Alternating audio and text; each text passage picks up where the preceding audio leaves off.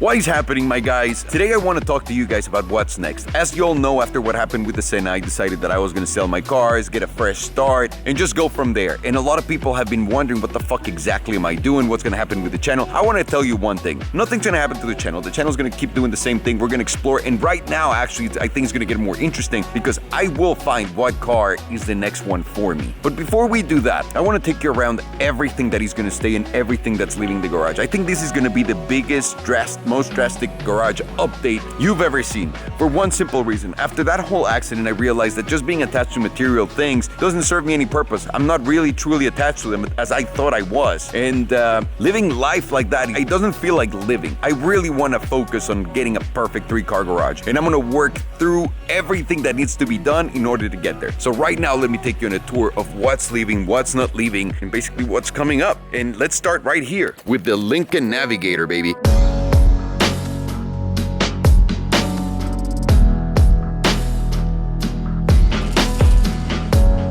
The Lincoln Navigator is a great fucking car, but unfortunately for the Lincoln Navigator, we have a lot of SUVs in this house and trucks. So I think the Lincoln Navigator is not gonna make the cut. It's gonna leave the house because I already have my E63 wagon and that's the one I'm gonna use for the airport. This was great that we had it for, I don't know, probably 6-8 months. It was awesome. We had a lot of great times in it. So I think this is gonna go. And right here to the right, that's my wife's G63 AMG, the brand new one, guys. This is an incredible car. From someone who hated G-Wagons to looking at this, I legitimately want one. And there's a lot of people who will complain about how the front looks and whatnot, but this is such an incredible upgrade from what Mercedes did with the old one to this one. What a car. I kind of want one, but I know it's pointless because my wife's got one. So we have a new G63, people. The Smart, I don't think there's a lot to say about the Smart. The Smart's always staying because we do use it for little dumb shit. And I said a long time ago, I don't see myself not having a Smart in the garage in a long time, so it's gonna keep staying here.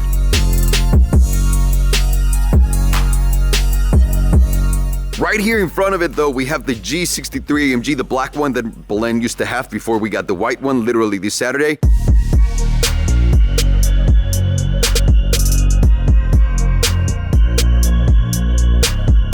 This is bye-bye. If someone's interested, please contact Evan Paul Motor Cars. That's gonna be the place of sale for this thing. We had a great time in it, but it's bye-bye. The new is here. And there's no denying that the new is way better than the old. In front of it, there's the Raptor S.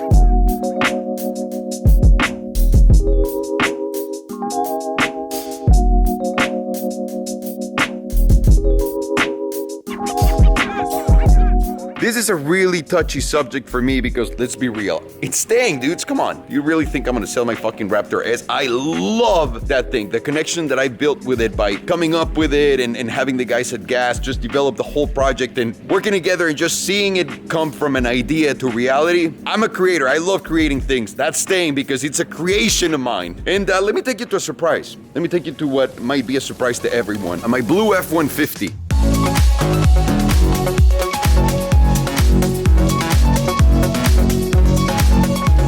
Even though I love this thing, I never fucking use it because I have my Raptor S. So when it comes down to trucks, am I gonna keep the Golf or am I gonna keep the Raptor S? And the answer is, I built the Raptor S. The guys at Gas built this one. I mean, technically they built both, but I had nothing to do with this one. I just changed the interior a little bit once I got it and some stuff to the suspension, which by the way, again, it was a recommendation by the Gas guys. So I think this one, actually, I don't think this one's leaving, but the good news is I love it so much that I had asked Rodrigo if he can keep it, and we kind of came into an agreement that he's gonna take the car now, he's gonna sell his Navigator, so we're gonna keep this one in the family, boys, because it's too special. I love it too much, and I think everyone here has a weird connection to it that we just built out of nowhere. So that is leaving, but it's technically staying, just not in the garage. And onto the final part of the garage, we have the Beetle, the Rolls, and the E63 wagon. The Beetle's gonna go back to Mexico because we have some really cool stuff planned for it, and actually a lot of things going on in Mexico.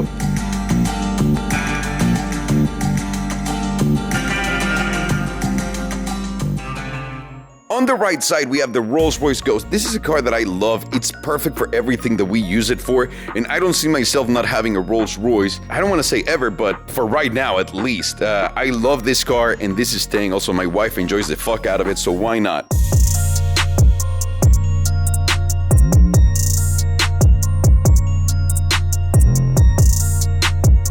And on to the right, the E63 wagon. He's staying, we talked about it.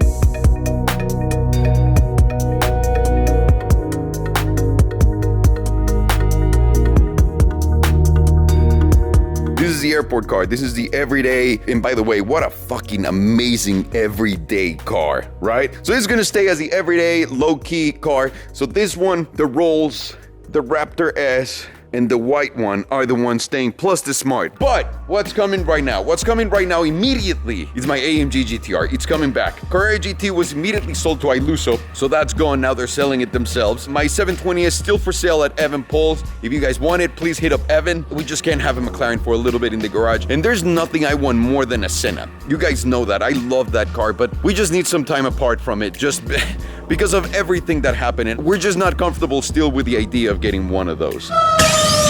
For now though, what are we gonna do? I thought about just jumping into the Chiron, but I think if I jump into the Chiron, I'm killing myself a little bit there, because there's no other thing above the Chiron. There's nothing else to get. I know a lot of you are gonna say, La Ferrari Aperta, this and that. There really isn't. If you're just thinking about pound for pound, without values, without anything, if you're gonna get the Chiron, that's the ultimate. That's the beginning, that's the end. That's the ultimate car for anyone. And then on the other hand, I already had the Senna, which is the top sports car, track car for the regular streets, right? And having the top of the top already fucked me over because I don't want anything lower than that. But the thing is, I gotta get that idea out of my head and just go explore. I'm gonna go drive a Pista, see how that is. If I like it, I'll buy one. An 812. Start really going through the world of cars with a different, fresh set of eyes, because that's what this whole thing really gave me the ability to love cars even more than before. It made me realize how lucky I was that I was able to get into every single car without thinking about the fire.